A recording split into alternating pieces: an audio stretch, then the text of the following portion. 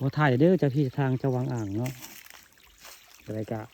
ผู้ข้าปันนะครับผสมมาอาภาพบรรยากาศได้ทิวทัศน์บริเวณวังอ่างสถานที่ศักดิ์สิทธิ์นี่กะขอถ่ายทำไปเด้อหลวงพ่อวังอ่างผู้ข้าก็เป็นลูกเป็นหลานคนบ้านอ่างนี่แหละวันนี้มาว่ามาจาตำนานวังอ่างให้ชาวลูกได้รู้จักว่านี่คือวังอ่างบ้านนาอ่างตำบลนาตาลอำเภอตะงอยหมกนี่มีตำนานในพี่น้องเลยหมกนี่ตำนานอย่างตำนานพระเจ้ามายืมสินไม้ก็ได้หรือว่ามายืมสินไม้แล้วก็มาซ่อมอิ่วซ่อมลาก็บริเวณนี้ละนี่มันจะมีต้นไม้ใหญ่แต่ทางที่ในกับต้นไม้ใหญ่แต่ทุกคนมันจะมีสารได้แต่ใครอยากยืมสินไม้ก็ได้นะนี่หรือว่ามาซ่อมอิ่วกับป้าไหว้เพิ่งสิซ่อมให้ได้บริเวณวังอ่างบ้านอ่างตำบลนาตาลอำเภอตะงอยนี่จังได้ซื้อว่าเป็นบ้านอ่างตำบลนาตาลนี่แหละเป็นที่มาของวังอ่างหรือว่าบ้านอ่างตำบลนาตาลนี่ผมไม่นตั้งชื่อบ้านอ่างก็ซื้อได้นี่แหละคือวังอ่างวังเฮือบ้านอ่างตำบลนาตาลอำเภอเต่างอยได้ทุกข้าปาทองคำประชมอาภาพวังอ่างและประวัติวังอ่างมาให้เบิ่งมาชมนั่นคือเป็นภาพโดยรวมบริเวณวังอ่างแล้วนี่วังอ่างบ้านอ่างตำบลนาตาลอำเภอเต่างอยได้พุ่นก็เป็นศาลนะเป็นศาลของวังอ่างเลยเขาจะปลูกไว้พุ่นศาลเพิ่นนะพูศาลเจ้าที่วังอ่างเลยประวัติวงนี้เขาเจ้าสิมา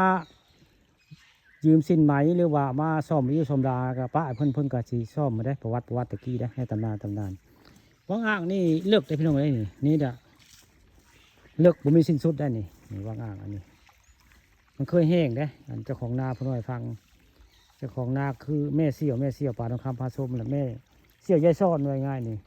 หรือว่าแม่ไอป่องนาแม่กันละนี่นาจึงเทิงในนาไอป่องย่างในเทิงให้นาคนดังปุ้งได้นี่เพิ่นว่าให้ฟังตอนเพิ่นยังมีชีวิตได้เจ้าของนาเพิ่นฟังว่าวังอ่างนี่เคยแห้งทีนึงได้แห้งแล้วก็ย่างลงไปถือกระบองซองลืมเพิ่นว่าเข้าไปทางนี้นี่ไปทางตะวันตกผู้ใดเลือกเข้าไปพุ่นย่างเข้าไปบ่มีสิ้นสุดก็เลยย่างออกมาพุ่นเราสองลืมกระบองสีเข้าไปสองลืมคือ12 อันได้จะว่าลืมได้กระบองวังอ่างนี่เลือกพี่น้องนี่บ่มีที่สิ้นสุดอันนี้บ่ได้ธรรมดาเป็นถ้ำได้นี่ก็คือถ้ำวังอ่างบ้านอ่างตำบลนาตาลอำเภอเตางอยได้ผู้ค้าผ่านคำผสมมาว่าตำนานเรื่องประวัติวังอ่าง